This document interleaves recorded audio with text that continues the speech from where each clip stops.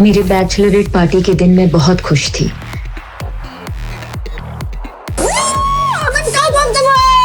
तो एक सेलिब्रेशन तो बनता है बेटा।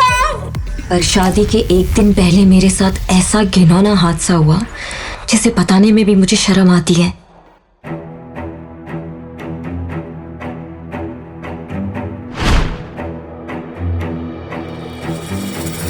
किसी ने मेरी ड्रिंक में नशीली दवाई डाल दी और बेहोश करके होटल रूम में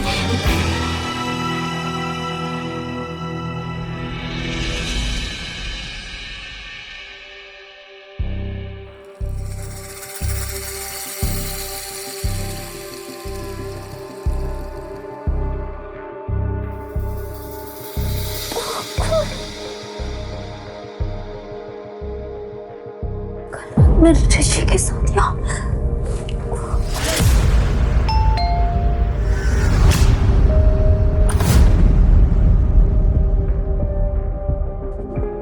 ऋषि, तुम बाहर कब गए? रफिया, तुमने क्या हालत बना रखी है? अच्छा, तुम्हारी बैचलर पार्टी खत्म हो गई होगी।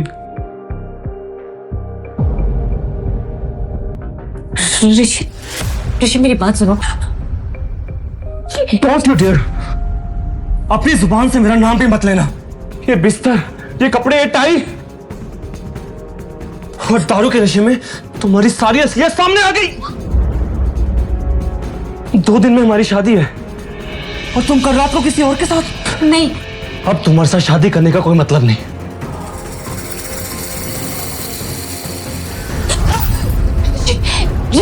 ऋषि मेरी बात सुनो। ऋषि प्लीज मेरी बात सुनो। ऋषि ने शादी तोड़ दी और चला गया। कैसा लगा शादी का तोहफा?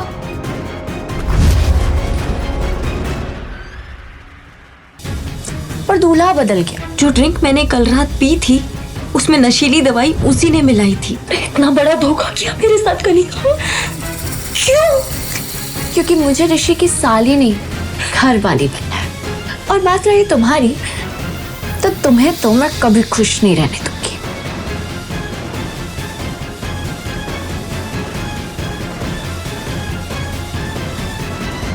शर्म, मुझे शर्म आती है तुझे अपनी बेटी कहते हुए। पापा, ये सब कुछ कनिका ने किया है। कनिका ने मुझे फंसाया। मैंने कुछ अभी के अभी निकल जाओ उस घर से। सेना परिवार से तुम्हारा कोई रिश्ता नहीं। कनिका ने अपना काम कर दिया था और पापा ने मेरी एक नहीं सुनी। पर मेरी सौतेली माँ ने मार मार कर मुझे घर से निकाल दिया। इस शहर में मेरे लिए कुछ नहीं बचा था और मैं अपनी मौसी के घर बैंगलोर चली गई। 9 महीने बाद मैंने एक बेटे को जन्म दिया। पर मेरी मुश्किलें यहां खत्म नहीं होने वाली थी। मेरे बेटे के पैदा होते ही उस पे हमला हुआ।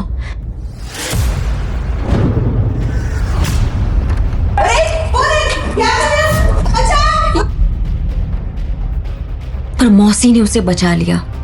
कौन था वो आदमी, आपको पता चला? वो आदमी कौन था ये तो नहीं पता, लेकिन वो ऐसे बड़बड़ा रहा था कि वो आपके बेटे का पिता है। इसका मतलब ये वही आदमी था जिसने उस दिन मेरे साथ होटल में। लेकिन कौन है वो?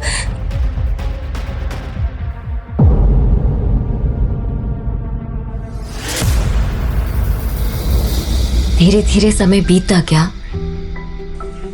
और मेरा बेटा आरफ मेरी जान बन गया। मैंने उसे ही अपनी दुनिया मानकर फिर से एक नई शुरुआत की। मैं अपने अतीत को भुला चुकी थी और आरफ पर इसका साया भी पड़ने देना नहीं चाहती थी। मैंने एक एंटरटेनमेंट कंपनी में जॉब शुरू कर दी।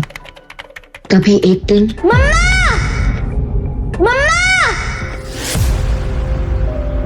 जल्दी आओ। आरफ पापा मिल गए।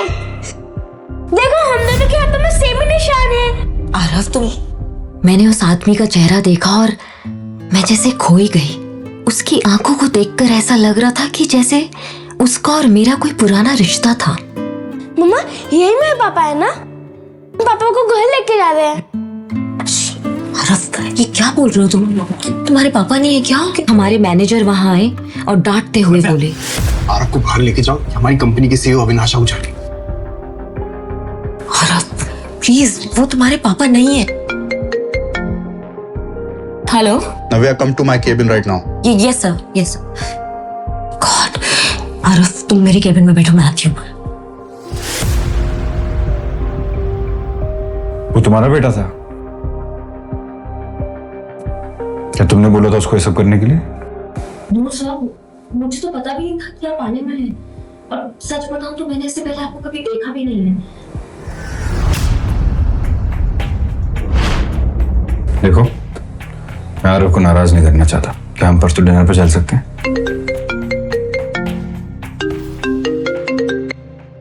मैं ये सोचकर बहुत खुश हो रही थी कि ये मेरी जिंदगी की एक नई शुरुआत है कि तभी मेरा फोन बजा और ऊपर पापा का नाम देखकर मेरे होश उड़ गए। 6 साल बाद पापा ने मुझे फोन किया था। पापा वो बहुत बीमार थे और बस आखिरी बार मुझे देखना चाहते थे। मुझसे रहा नहीं गया और दूसरे दिन मैं आरव को लेकर अपने शहर पहुंच गई। पर वहां जाकर जो हुआ वो देखकर मेरे पैरों तले जमीन ही निकल गई थी। पापा, नव्या,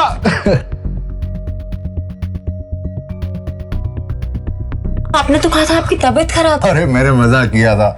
तुम्हारी सौतेली बहन कनिका की एंगेजमेंट है, इसलिए तुम्हें बुलाया। और उसके साथ साथ तुम्हारे लिए भी एक तोहफा है? आओ आओ आओ, कौन? बैठो, हैव समथिंग। मैं 1 मिनट में आया। आज कनिका की एंगेजमेंट थी, पर जब मैंने उसके दूल्हे का चेहरा देखा तो मेरे होश ही उड़ गए। वो मेरे मंगेतर ऋषि से शादी कर रही थी। आखिरकार उसने ऋषि को फंसा लिया था। तभी कनिका ऋषि के साथ मेरे नजदीक आई और बोली, तुम्हें शर्म नहीं आई? हमारी एंगेजमेंट में अपने इस नाजायज बच्चे को लेकर आई? खबरदार कनिका, अगर मेरे आरव के बारे में कुछ भी कहा तो वो नाजायज नहीं है। नाजायज नहीं तो किसी राजा महाराजा का खून है। मैंने तुमसे कहा था ना, मुझे उस रात का कुछ याद नहीं है। मुझे नहीं पता उस रात क्या हुआ था। मुझे किसी ने फंसाया था। तुम बोल तो ऐसे रही हो जैसे तुमसे ज्यादा पवित्र लड़की इस पूरी दुनिया में नहीं है। पता है ऋषि, मैंने सुना है कि बैंगलोर में अपना खुद का घर खरीदा है। अब सोचो कितने अमीर लड़के को फंसाया होगा इसने। नव्या, मैं तुम्हारी जिंदगी सुधारने की कोशिश कर रहा हूं और तुम्हारे तेवर है कि कभी नहीं होते। मैंने तुम्हारे रिश्ते की बात की है, तुमसे किसी को मिलवाना है। चलो आओ। मिस्टर अहलूवालिया,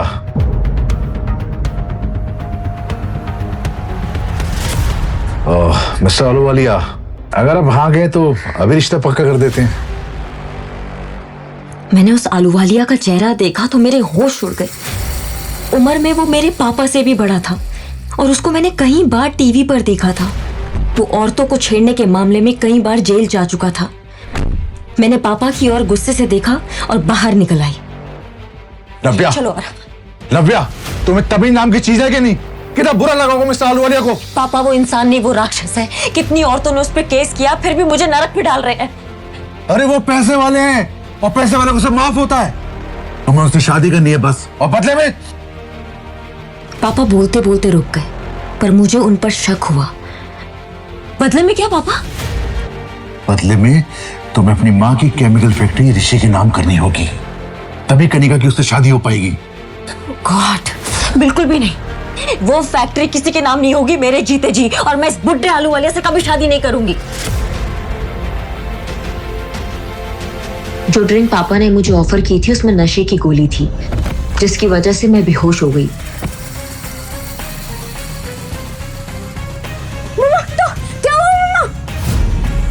मेरी आंख खुली तो मैं अस्पताल में थी और आरव मेरे साथ नहीं था। आरव, आरव,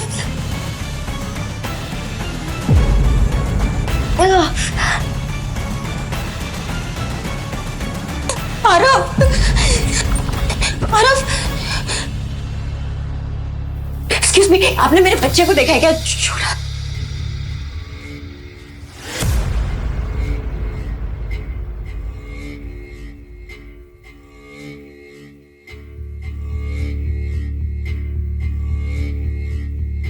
लेटर पढ़कर जैसे मेरी दुनिया ही खत्म हो गई।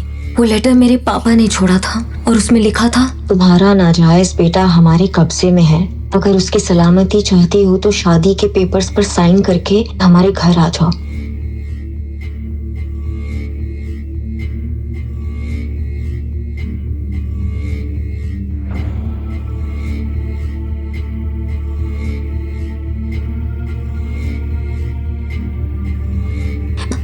मैंने हिम्मत जुटाई, पर मैं इस शहर में किसी को नहीं जानती थी। तभी मुझे अविनाश आहूजा का ख्याल आया और मैंने उसको फोन किया। हेलो हेलो, मैं नव्या बोल रही हूँ अविनाश जी, मुझे आपकी हेल्प की जरूरत है। मेरे बच्चे आरव, उसको किसने किडनैप कर लिया है, प्लीज मेरी हेल्प कीजिए, प्लीज प्लीज। नव्या, नव्या तुम बिल्कुल चिंता मत करो, और वो कुछ नहीं होगा। मैं अभी फ्लाइट लेकर रात तक वहां पहुंचता हूँ। हेलो। मेरी आखिरी उम्मीद अविनाश भी इस वक्त इस शहर में नहीं था, पर मुझे किसी भी हाल में मेरे बेटे आरव को बचाना था।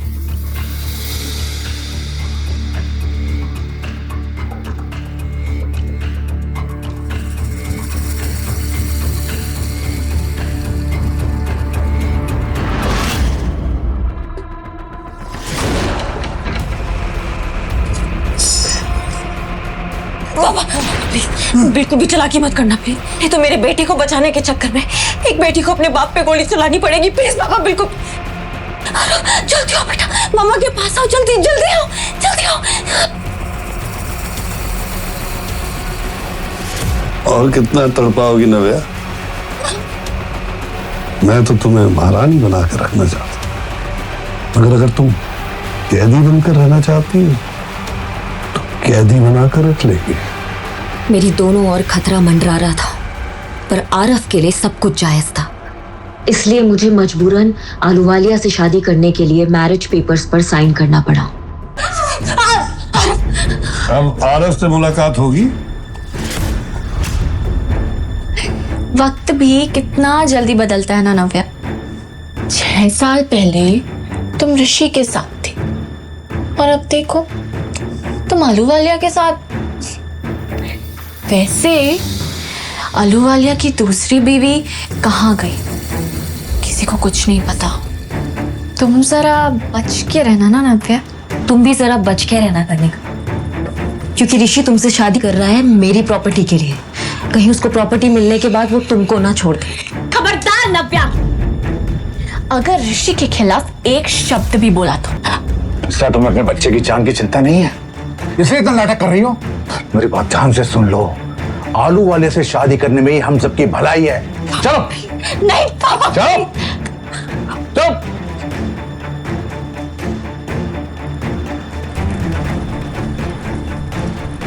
सब लोग मेरी बर्बादी का तमाशा देख रहे थे और कनिका ऋषि का हाथ पकड़े हंस रही थी। मेरे अंदर लड़ने की ताकत नहीं थी।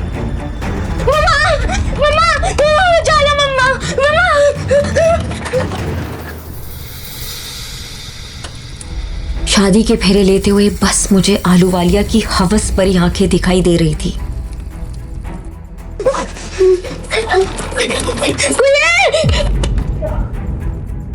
मैं रोते हुए शादी का आखिरी फेरा ले रही थी कि तभी मम्मा! आरव!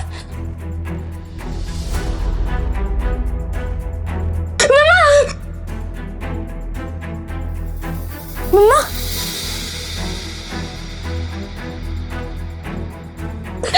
तू ठीक है ना? हाँ? मम्मा, अब आपको शादी करने की जरूरत नहीं है। मुझे ये शादी नहीं करनी। ये क्या नाटक है नव्या?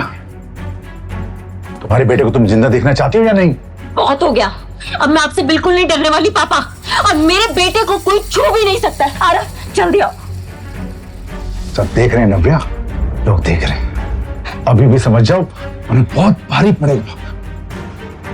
पहले तो मेरे बच्चे को किडनैप किया, फिर मेरी जबरदस्ती शादी करवा रहे हो, और अब अच्छा बनने का ढोंग कर रहे हो पापा। इतनी बड़ी बेइज्जती। Mister Sinha, the deal is of. Mister Ahluwalia, mister Ahluwalia, mister Ahluwalia. अरे बाप तेरा मेरी जिंदगी बनाने जा रहा था, बाप नहीं हैवान है आप, जो मेरी शादी इतने घटिया इंसान से करवाने जा रहे थे आप। अगर मैं हैवान हूं ना तो तुम मेरे को दूध में धूली नहीं हो। आप ठीक कह रहे हैं पापा, मुझे तो इससे अपनी सौतेली बहन कहते हुए भी शर्म आ रही है। आपने इतना अच्छा रिश्ता ढूंढा था और इसके तेवर तो देखो।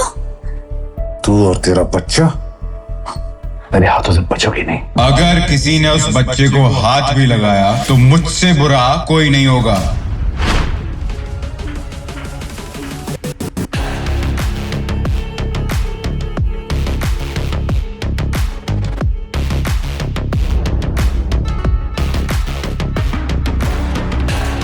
मुझे अविनाश में एक सहारा दिखता था और मैं उसके गले से लिपट गई, पर तभी मुझे एक जानी पहचानी सी खुशबू आई। ये उसका स्पेशल परफ्यूम है, पर जैसे मुझे इस खुशबू के बारे में याद आया, मेरे पैरों तले से जमीन ही निकल गई। ये खुशबू बिल्कुल वैसी ही थी।